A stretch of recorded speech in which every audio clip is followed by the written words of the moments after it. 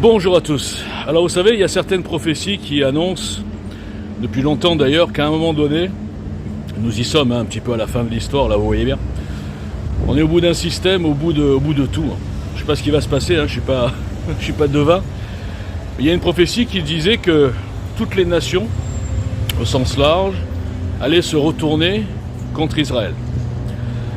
Et si vous écoutez ma petite vidéo que je mettrai en lien, vous comprendrez pourquoi. Je suis un peu d'accord avec Youssef Indy, bien que lui, il soit du côté du diable, on va dire. C'est un peu eschatologique tout ce qui se passe, c'est messianique, c'est tout ce que vous voulez. Ça va bien au-delà de problèmes politiques, économiques, même idéologiques.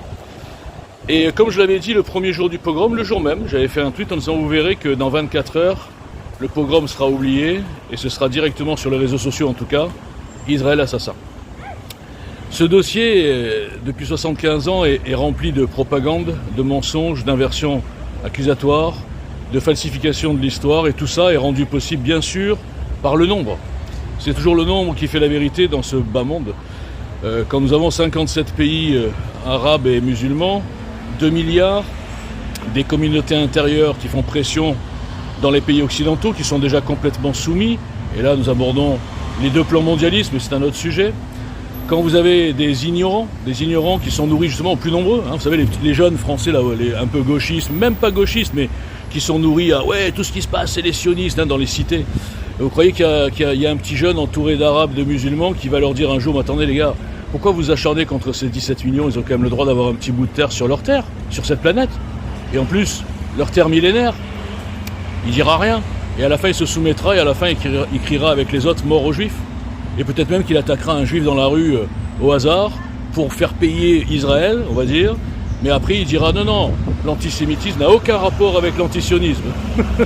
C'est deux choses bien différentes. Nous sommes contre la politique d'Israël. Par contre, si on voit n'importe quel juif dans la rue ici en France et partout dans le monde, on lui casse la gueule. Mais monsieur, il y a un lien. Non, il n'y a pas de lien. Voilà. Donc on est dans un truc de fou. Donc comme prévu, ça s'est passé comme ça. J'ai fait beaucoup d'articles là-dessus sur l'hallucination quasiment générale et diabolique, et cette inversion accusatoire qui rend ceux qui veulent s'accaparer une terre qui n'est pas la leur, qui veulent islamiser à 100%, je dis bien, il n'y a même pas de plan de partage, puisque les Palestiniens disent bien on veut toute la terre de je sais pas quoi, je sais pas où. Ils disent bien les dirigeants nous tueront tous les juifs jusqu'au dernier, et par le nombre, la lâcheté et l'ignorance, eh bien c'est eux qui passent pour les victimes, et Israël, les 7 millions de juifs d'Israël qui passent pour les nazis. On qualifie de nazi le seul peuple qui a subi un génocide, attention je précise, industrialisé. Parce que des génocides, il y en a eu d'autres. Bon. Donc on est exactement dans la prophétie. Et là, j'avais annoncé aussi, il y a quelques mois, que même les États-Unis commenceraient à se retirer. Enfin, en tout cas, les États-Unis volés par l'État profond. Les États-Unis de Biden, Obama, Clinton, les gens placés par l'État profond, bien sûr, qui a pris possession des États-Unis. Ceux que j'appelle les globalistes et les globalo-fascistes. Et là, on arrive à un point extraordinaire où les gens ne voient pas ça parce qu'on les a gavés de sionisme. Les gens, ils pensent que le plan mondialiste, c'est les sionistes, alors que ça n'a aucun rapport. Là aussi, je l'ai démontré par des tonnes d'articles, toujours bien sûr boycottés, parce que ça dérange tout le monde, en vérité. Et le plan des globalo-fascistes n'a rien de sioniste. Le sionisme est un nationalisme qui va à l'encontre du plan global des globalo-fascistes, qui veulent détruire bien sûr les nations, les identités, qui veulent noyer, qui le font d'ailleurs, qui veulent noyer les nations chrétiennes par de l'immigration inassimilable et musulmane, d'accord, casser les nations chrétiennes. Enfin bref, je ne vais pas refaire un truc là-dessus. Donc ça veut dire quoi? Ça veut dire qu'aujourd'hui, tout le monde se retourne contre Israël. Vous avez remarqué que dès que ça touche Israël, on parle des enfants dans les guerres. Les 350 000 morts irakiens sous les bombardements américains, on n'a jamais parlé d'enfants. On disait que les Américains, en fait, ils tuaient que des soldats. Les bombardements étaient super ciblés. Les 400 000 morts, la guerre de Syrie, on ne parle jamais d'enfants. Même la guerre civile algérienne, on ne parle jamais d'enfants. En fait, on ne parle jamais d'enfants. Même les Russes en Tchétchénie, pas d'enfants. Les Russes en Afghanistan, aucun enfant. Il n'y a des enfants que quand Israël est... quand on veut salir Israël. Tsahal est l'armée la plus morale du monde et je vous invite juste à réfléchir 2 secondes. Dans les mêmes conditions, face à des barbares qui glorifient la mort, face à des barbares qui disent à leur peuple que mourir en shahid c'est très bien, que fournir leurs enfants avec une petite bombe c'est bien, ils seront récompensés par les 72 vierges et un peu d'oseille pendant toute leur vie. Ils veulent faire croire que ces barbares-là, qui sont habillés en civil, donc quand ils meurent, même avec un RPG à la main, ils vous font croire, le Hamas, que ce sont des civils, d'accord ? En plus, ce théâtre d'opération très compliqué, une densité de population énorme, des tunnels, des gens qui peuvent à tout moment se trouver avec une ceinture explosive et faire sauter, même en étant déguisés en femmes, ou même des femmes d'ailleurs. Dans ces conditions, mais quelle armée d'extraterrestres aurait pu arriver, ne tuer aucun civil, qu'il n'y ait pas de dégâts collatéraux, et tuer que des soldats, et encore des soldats sans uniforme.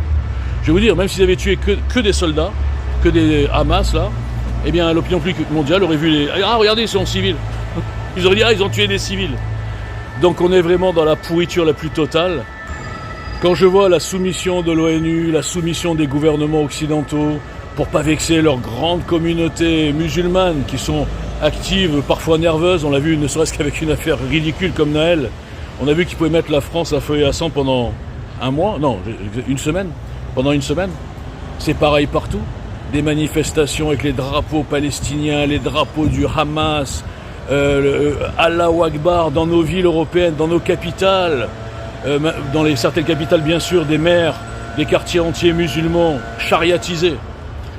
Donc quand on voit ça, on comprend ce que c'est que le nombre, parce que dans un monde normal, un petit pays entouré de pays qui veulent le détruire et qui veulent les assassiner parce qu'ils sont juifs, eh bien tout le monde prendrait fête et cause pour ce pays, si c'était pas des juifs. Mais comme c'est des juifs, il y a à la fois le côté surnaturel dont j'ai parlé dans ma vidéo du début là, et il y a le côté lâcheté. Et bien sûr ignorance, parce que les gens ils sont persuadés que les juifs n'ont rien à faire là-bas, qu'ils ont volé les terres, etc. Ils sont au courant de rien du tout, ni l'histoire militaire, ni l'histoire de la théologie, ni le droit international. Ils ne savent même pas qu'il y a une résolution, ils ne savent même pas qu'il y avait des frontières, que les Palestiniens avaient un État mais qu'ils ne l'ont pas voulu, ils veulent tout, ils veulent tuer tout le monde. Donc dans ce monde à l'envers, qu'est-ce que vous voulez faire ?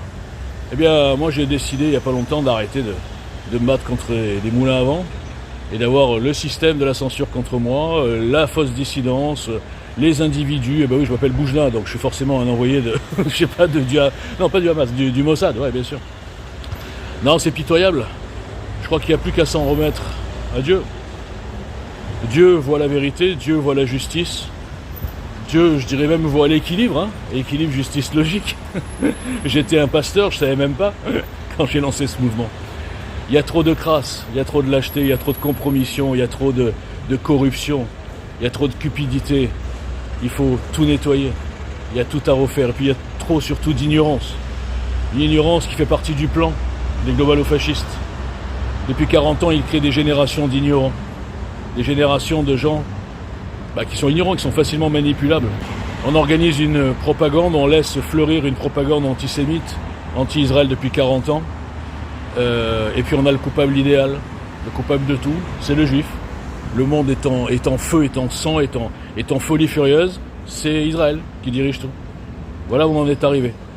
Comprenez bien que même moi, Mosius, je peux rien faire. Donc on va s'en remettre à Dieu, pour remettre les pendules à l'heure, et remettre, je répète, la justice, la vérité et la logique dans ce bas monde.